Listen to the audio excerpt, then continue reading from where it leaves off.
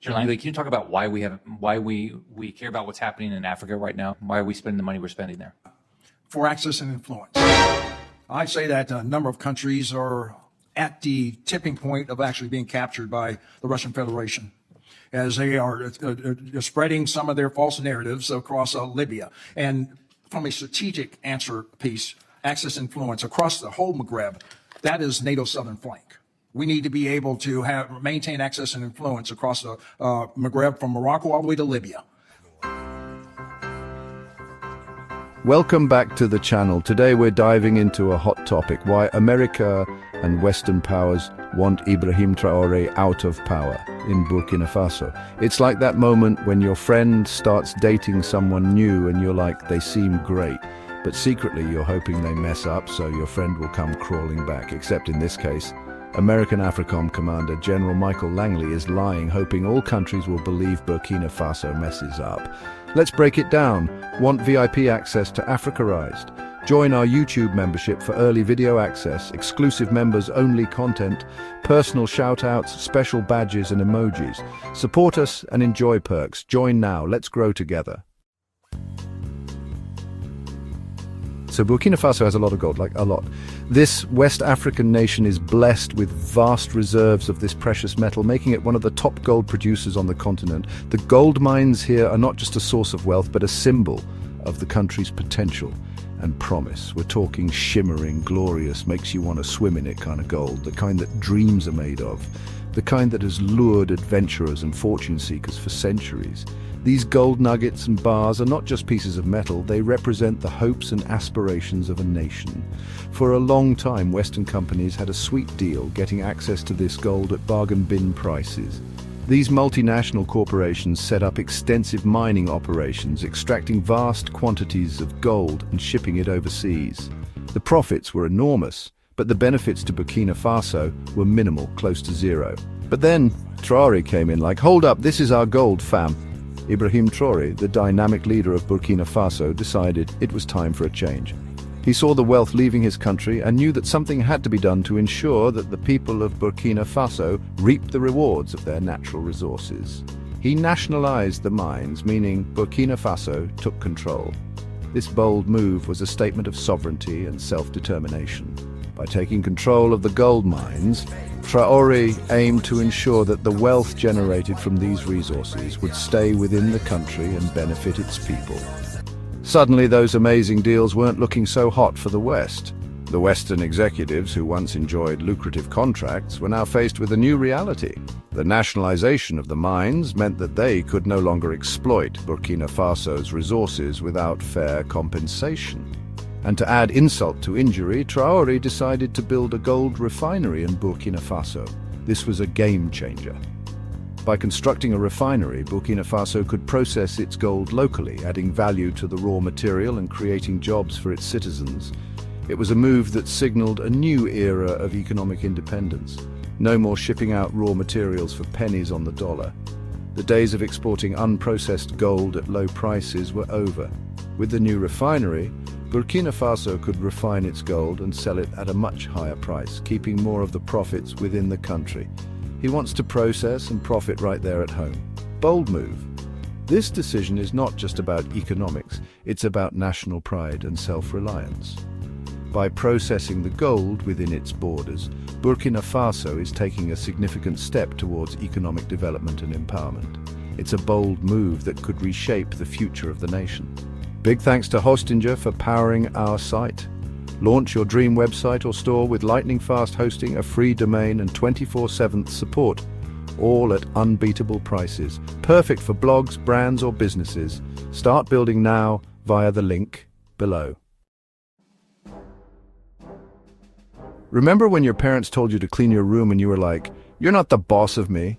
That's basically what Traore said to France, except instead of a messy room, it was about military bases. Ibrahim Traoré, the young and bold leader of Burkina Faso, decided it was time for a change. He saw the French military presence as an outdated relic of colonialism, a symbol of foreign control that no longer had a place in his vision for the future of his country.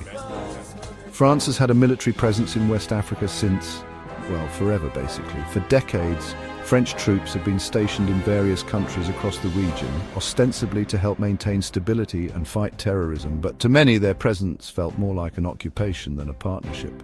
It's all part of that whole colonialism thing. The French influence in West Africa dates back to the 19th century, when European powers were carving up the continent for their own gain. The legacy of colonialism has left deep scars, and the presence of foreign troops is a constant reminder of a painful past. But Traore was like, nope, time to pack your bags. He made it clear that Burkina Faso was ready to stand on its own 2 feet. The decision to expel the French troops was a bold move, one that sent shockwaves through the international community. He kicked out the French troops, and suddenly Western military influence in the region took a hit. The departure of the French forces left a power vacuum, one that Traore was determined to fill on his own terms. It was a statement of independence, a declaration that Burkina Faso would no longer be a pawn in the geopolitical games of the West. And who did Traore buddy up with instead? In a surprising twist, he turned to new allies who were more than willing to step into the void left by the French. Oh, just Russia and Turkey. Both countries have been eager to expand their influence in Africa, and Traore's invitation was a golden opportunity. The new alliances brought promises of military support, economic investment, and a fresh start for Burkina Faso. The West was not happy about this turn of events. The shift in alliances raised concerns about the balance of power in the region and the potential for increased instability. But for Traore, it was a chance to redefine his country's future, free from the shadows of its colonial past. Imagine signing a contract when you're like 5 years old. You don't really know what you're agreeing to, right? That's kind of what those old colonial agreements were like. They were signed ages ago and they heavily favored the West, but Traore was like, we're not 5 anymore. He started tearing up those outdated deals, saying Burkina Faso was taking back its economic and political independence. The West was basically told to take their neo-colonial contracts and shove them. It was a power move, and the West definitely felt the burn. Chapter 4, Africa Unite. Traore isn't just about Burkina Faso. He's got big dreams for the entire continent. His vision extends far beyond the borders of his own nation. He envisions a future where African countries are not just neighbors, but true partners in progress. Traore believes that the key to Africa's success lies in unity and collaboration. He sees a continent where resources are shared, knowledge is exchanged, and mutual support is the norm. This isn't just a dream, it's a call to action for all African leaders and citizens. He's all about that Pan-Africanist vision, where African nations work together, support each other, and stand up to outside forces.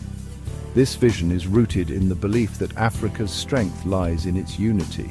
By coming together, African nations can create a formidable force that can tackle any challenge, whether it's economic, political, or social.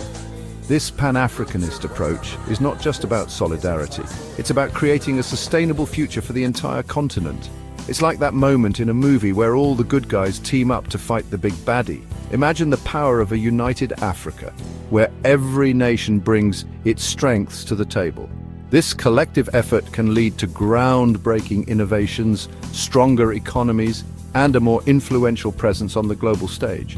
The unity of African nations can transform the continent into a powerhouse of progress and development, except in this case, the good guys are African nations and the big baddie is, well, you can probably guess.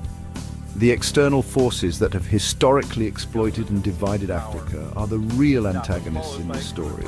But with unity, African nations can stand strong against these forces, reclaim their resources, and chart their own path to prosperity. This is not just a fight for survival, it's a fight for a brighter, self-determined future. The West has always benefited from a divided Africa. Colonial powers and external entities have long exploited the continent's divisions to their advantage. By keeping African nations fragmented, they have been able to control resources and influence political outcomes. This historical context is crucial to understanding the importance of unity in Africa today. But a united Africa, that's a whole different ballgame. A united Africa can negotiate better trade deals, protect its resources, and ensure that the benefits of its wealth are felt by its people.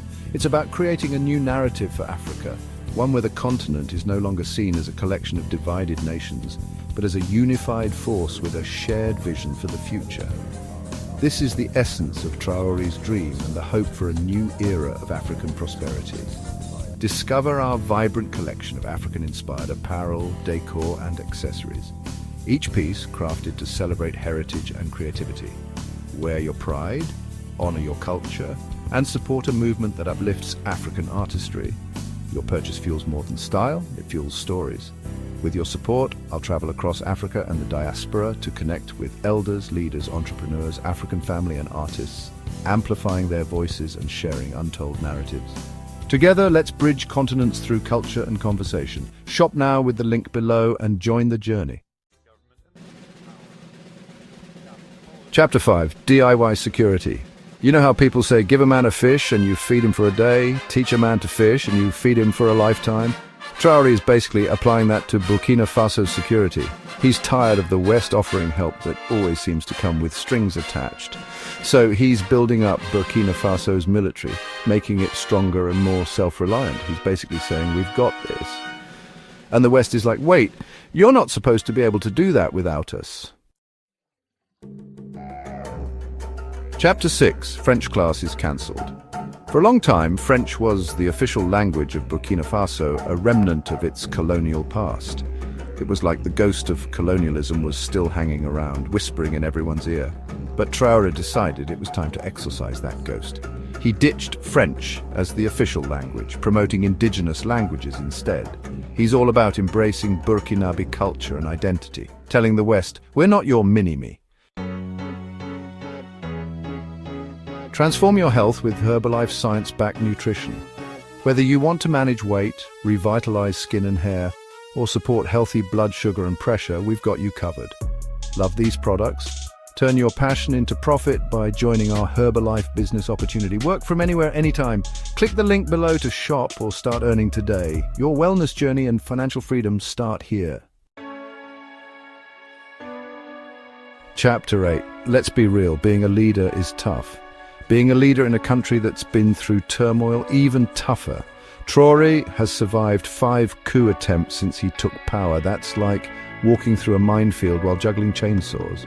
But here's the thing.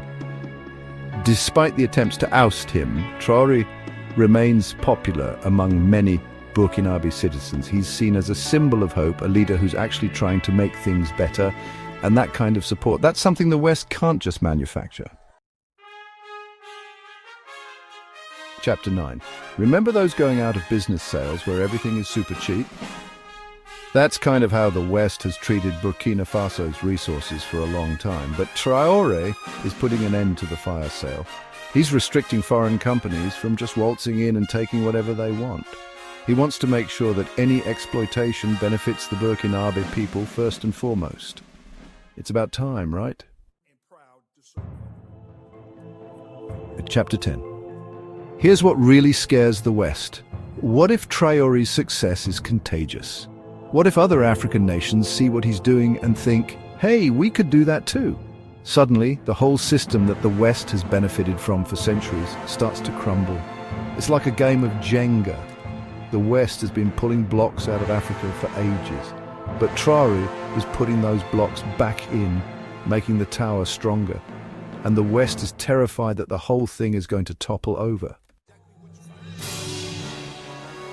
Outro. Thanks for watching. If you found this video informative, don't forget to like, share and subscribe for more deep dives into global politics. The situation in Burkina Faso is complex and it's important to stay informed and vigilant about what's happening in our continent. Burkina Faso, stay strong. Africa, stay awake. We are Africarized. See you next time.